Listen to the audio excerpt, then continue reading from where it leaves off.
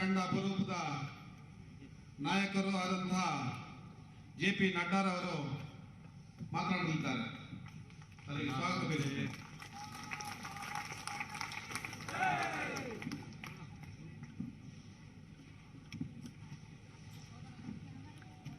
आज के इस जनसभा में मेरे साथ उपस्थित भारत सरकार में मंत्री बहन शोभा करंदलाजे जी, हमारे बहुत ही होनहार प्रत्याशी श्री दीपक डोडैया जी, हमारे कैंडिडेट, हमारे डी.एस. अरुण जी, हमारे एमएलसी M.K. प्रणेश जी,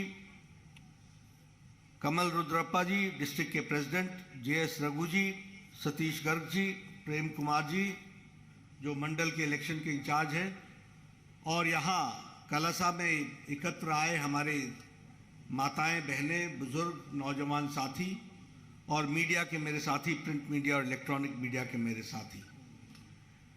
मेरा यह सौभाग्य है कि मुझे आज कलसा में दीपक डोडैया जी के लिए बोलने का अवसर मिला है और आप सब लोग इतनी बड़ी संख्या में यहाँ पर एकत्र आए हैं।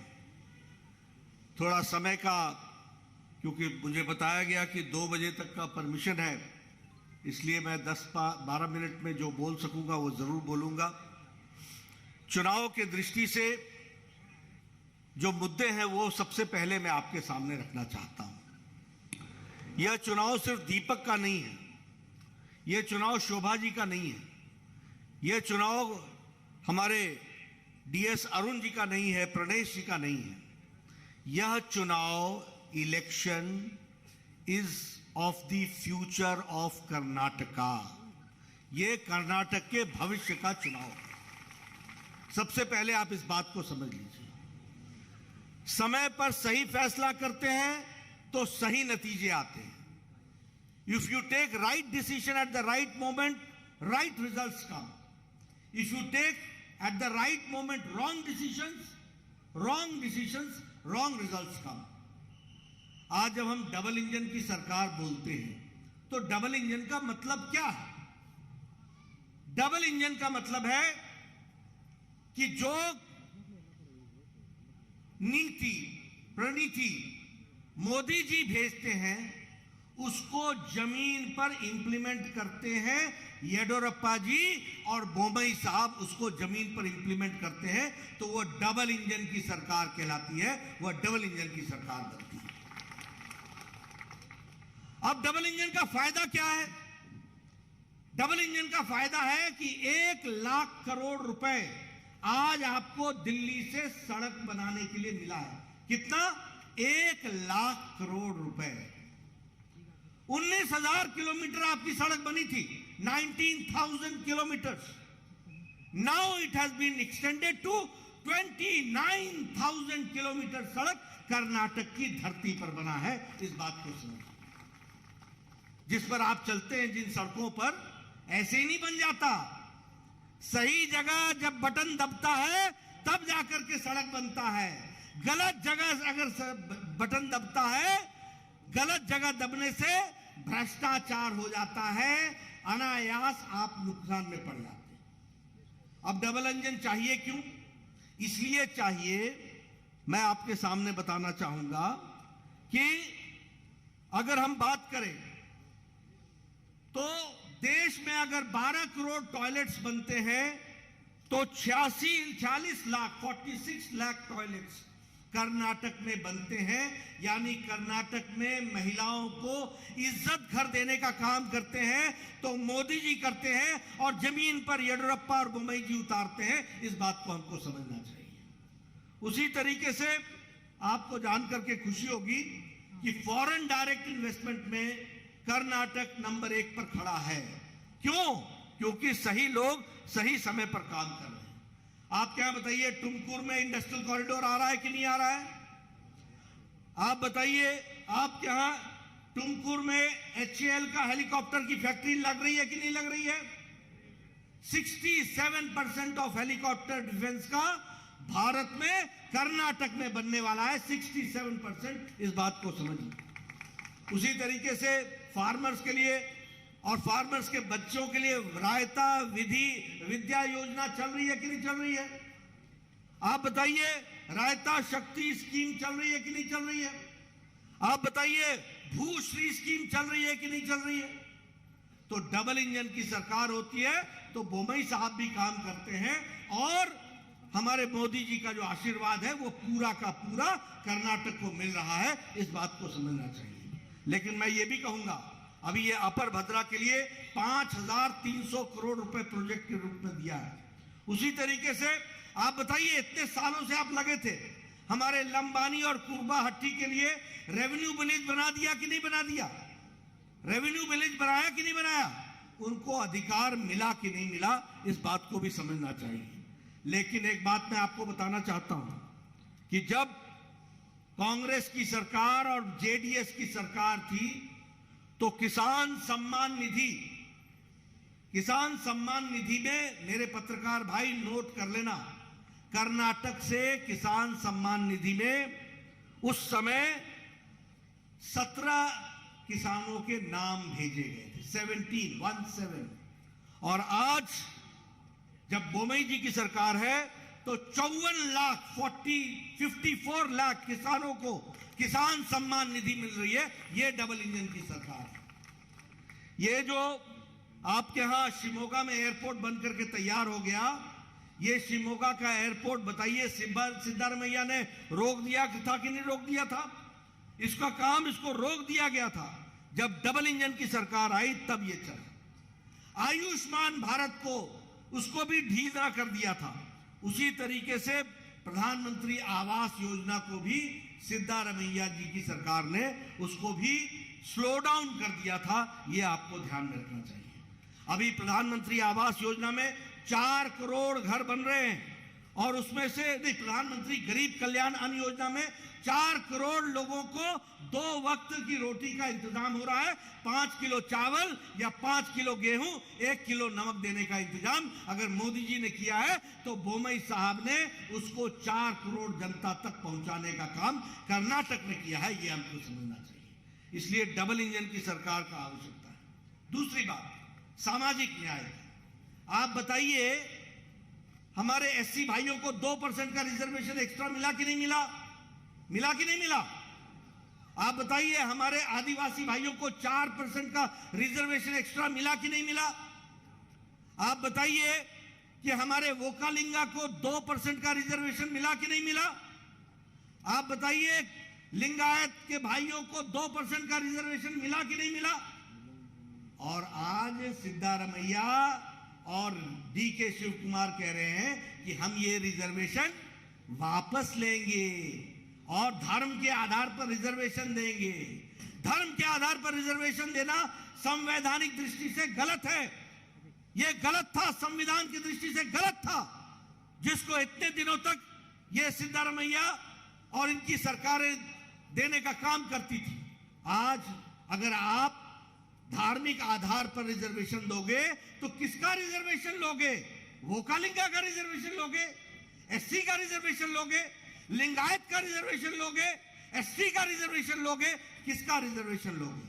इसलिए सामाजिक सद्भाव की दृष्टि से काम करने का काम हमारे यहां किया गया है। आजकल कांग्रेस के लोगों को लिंगायतों की बड़ी चिंता हो गई है, बहुत चिंता हो गई। आप बताइए, निजलिंगप्पा क्या थे? लिंगायत थे कि नहीं थे? उनको बेइज्जती करके निकालने का काम किसने किया था? आप बताइए, ये पाटिल साहब जो मुख्यमंत्री थे, उनको बेइज्जत करके निकालने का काम किसने किया था? कांग्रेस की सरकारों ने किया था। आज बहुत बड़े आप हितैषी लिंगायत के बनते हैं। मित्रों, यह चुनाव हमारे दीपक को जिताने का है और दीपक कलसा में जलाने का है, उसको आगे बढ़ाने का है। इस बात को हमको सोचना चाहिए। मैं एक बात और आपसे कहना चाहूंगा। आप बताइए, मुझे बताया गया कि गृह मंत्री जी पर कल केस किया गया और उन्होंने कहा गया कि ये सिद्धारमैया के टाइम पर दंगे हुए। तो दंगे तो हुए ही थे। मैं आपके सामने बताना चाहता हूं, 2020 में जो राइट्स हुए वो पीएफआई के लोगों ने किए थे कि नहीं किए थे? आप बताइए, नारथ पीएफआई टेरर कैंप चल रहा था कि नहीं चल रहा था? 2013 में किसकी सरकार थी? और ये टेरर ट्रेनिंग कैंप में 21 लोग पीएफआई के पकड़े गए थे कि नहीं पकड़े गए थे? आप बताइए, येडियुरप्पा जी ने पीएफआई पर, पीपल्स फ्रंट ऑफ इंडिया पर 175 केस दायर किए थे, 175 केस, 1700 लोगों को जेल के पीछे डाला था। और सिद्धारमैया की जब सरकार आई तो ये सारे केस वापस ले लिए गए और 1700 लोगों को छोड़ दिया गया। ये काम सिद्धारमैया ने किया। आप बताइए, समाज में अशांति फैलाई थी कि नहीं फैलाई थी? आप बताइए, होम मिनिस्टर उस समय रामलिंगा रेड्डी थे 2018 में, उन्होंने होम मिनिस्टर रहते हुए पीएफआई पर बैन लगाने से इनकार किया था कि नहीं किया था? उसी तरीके से हर्षा का मर्डर हुआ था कि नहीं था, जो बजरंग दल का कार्यकर्ता था? उसी तरीके से प्रवीण का पीएफआई के कार्यकर्ताओं ने मर्डर किया था कि नहीं किया था? मैं दावा करता हूं कि कांग्रेस की सरकार में 80 कम्युनल राइट्स हुए। Note my words, 80 communal riots हुए तो कांग्रेस के टाइम में हुए। ये आपको ध्यान में रखना चाहिए। और आज जब से येडियुरप्पा जी की और बोम्मई जी की सरकार आई है, अमित शाह जी ने पीएफआई पर ठोस आधार पर बैन लगा दिया है। गैर राष्ट्रवादी लोगों को कोई जगह भारत में नहीं है। ऐसे लोगों को जेल के पीछे डालने का काम किया तो वो हमारी सरकार ने किया है। इस बात को ध्यान में रखिए। आप बताइए, पीएफआई पर बैन लगा रहना चाहिए कि नहीं लगा रहना चाहिए? बताइए, लगा रहना चाहिए कि नहीं लगा रहना चाहिए?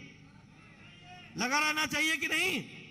अगर पीएफआई पर बैन लगा रहना चाहिए तो विधानसभा में दीपक डोडैया को भेजना चाहिए। ये आपको याद रखिए। अभी ये भ्रष्टाचार की बात करते हैं, मैं उसके बारे में भी आपको पूछना चाहता हूं। ये 400 करोड़ रुपए का माला प्रभा, ये जो कैनाल स्कैम था 2016 का, सिद्धारमैया जी जरा मेरे को जवाब दे देना। माला प्रभा, ये जो कैनाल स्कैम था, पुलिस रिक्रूटमेंट में स्कैम था कि नहीं था 2018 में? सिद्धारमैया जी मुझे जवाब चाहिए। पुलिस स्कैम, उसी तरीके से टीचर्स रिक्रूटमेंट स्कैम 2014 का। मैं स्कैम बता रहा हूं आपको, आप एक स्कैम बता दो येडियुरप्पा जी के टाइम का और बोम्मई साहब के टाइम का। मैं आपको स्कैम सिद्धारमैया के टाइम का बताता हूं, ये आप नोट कीजिए। मैं बताना चाहता हूं, ये अर्कवती स्कैम में 8000 हमारे किसानों को सिद्धारमैया ने उनके अधिकारों से वंचित रखा था कि नहीं रखा था? उसी तरीके से ये flyover scam, steel flyover scam, इसमें 65 करोड़ रुपए का किकबैक हुआ। ये सिद्धारमैया जी के टाइम का स्कैम। उसी तरीके से कर्नाटक पावर कॉर्पोरेशन लिमिटेड, ये भी सिद्धारमैया जी के टाइम का है। और बृहत बेंगलुरु महानगर पालिका का जो स्कैम था वो आरओ प्लांट का था और उसके साथ साथ बोरवेल का स्कैम था। यह भी स्कैम सिद्धारमैया जी के टाइम पर हुआ है। मित्रों, ये भ्रष्टाचारी लोग, ये भ्रष्टाचार करने वाले लोग, इनकी सरकारों में इतने बड़े बड़े भ्रष्टाचार हुए, ये आज भ्रष्टाचार की बात कर रहे हैं। मुझे जवाब दें इन स्कैमों का। और ये डीके शिव कुमार, क्या ये सच्चाई नहीं है कि वो बेल पर है? क्या ये सच्चाई नहीं है कि उसके ऊपर मनी लॉन्ड्रिंग का केस है? क्या ये सच्चाई नहीं है कि एसेट से ज्यादा संपत्ति होने का केस है? ये देखिए, ऐसे भ्रष्टाचारी, ऐसे लोगों को लाना है क्या? ऐसे लोगों को लाना है क्या? मैं सही बोल रहा हूं कि नहीं बोल रहा हूं? सही बोल रहा हूं कि नहीं? अगर सही बोल रहा हूं तो दीपक डोडैया को विधानसभा में भेजना है, कमल के निशान पर बटन दबाना है। मित्रों, ये भ्रष्टाचार, ये अनाचार और ये वंशवाद, इसकी फैक्ट्री कांग्रेस पार्टी है। इसकी फैक्ट्री है कांग्रेस पार्टी। जहां आएंगे वहां भ्रष्टाचार ही करेंगे, जहां आएंगे वहां भ्रष्टाचार पहुंचाएंगे। आप बताइए, कर्नाटक को भ्रष्टाचार मुक्त रखना है ना? भ्रष्टाचार मुक्त रखना है ना? अगर रखना है तो फिर दीपक डोडैया को विधानसभा में भेजना है। इस बात को याद रखिए। मैं आपका ज्यादा समय नहीं लूंगा और आप सब लोगों ने मेरी बात को बड़े ध्यान से सुना है। मैं समय की पाबंदी के कारण अपनी बात को यही विराम देता हूं और दीपक जी को चुनाव जिताइए, यही आपसे निवेदन करता हूं। बहुत बहुत धन्यवाद।